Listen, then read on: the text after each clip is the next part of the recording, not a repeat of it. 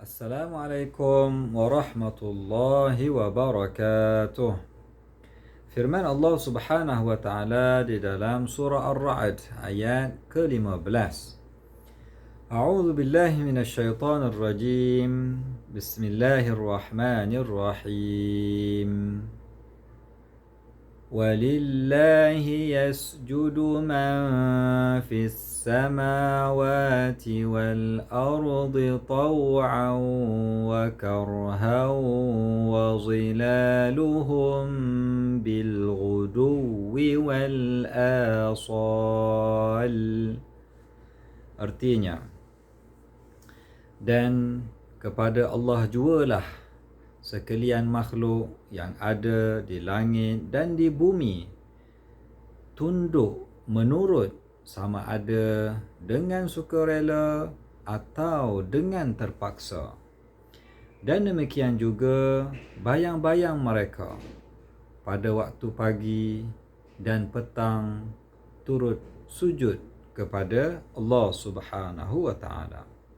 Keterangan ayat, Allah Subhanahu wa taala menjelaskan bahawa sekalian makhluk yang ada di langit dan di bumi semuanya sujud kepada, tunduk dan sujud kepada kekuasaan Allah Subhanahu wa taala.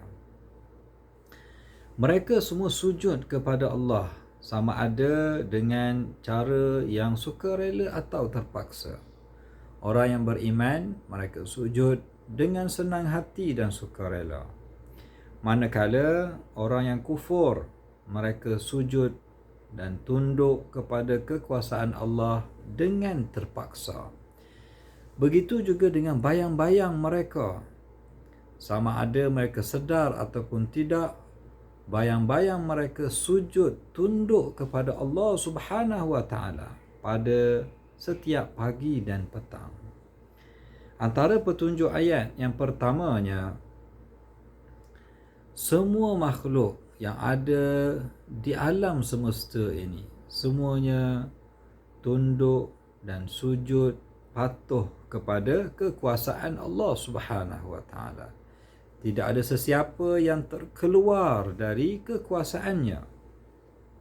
Dan yang keduanya, orang yang beriman memilih untuk sujud kepada Allah Subhanahu wa taala dengan cara yang sukarela dan senang hati. Manakala orang yang kufur, mereka enggan untuk sujud dengan sukarela, namun mereka pada hakikatnya tunduk dan patuh kepada kekuasaan Allah Subhanahu wa taala, sama ada mereka sedar ataupun tidak.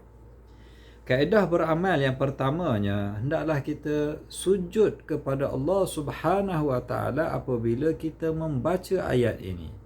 Kerana ayat ini adalah di antara ayat yang disunatkan kepada kita untuk sujud apabila kita membacanya. Dan yang keduanya, hendaklah kita sujud kepada Allah Subhanahu wa taala dengan penuh sukarela dan senang hati, tanpa kita ragu-ragu untuk mengakui kekuasaan dan keesaan Allah Subhanahu wa taala. Dan yang ketiganya, hendaklah kita menjauhi sifat orang yang sombong dan kufur, orang yang enggan sujud kepada Allah Subhanahu wa taala. Jangan kita jadi seperti mereka. Semoga Allah Subhanahu wa taala menjadikan kita orang yang sujud kepada Allah Subhanahu wa taala dengan hati yang sukarela, dengan mengakui keesaannya. Dan semoga Allah taala menjauhkan kita dari sifat orang yang kufur dan sombong kepadanya. Amin.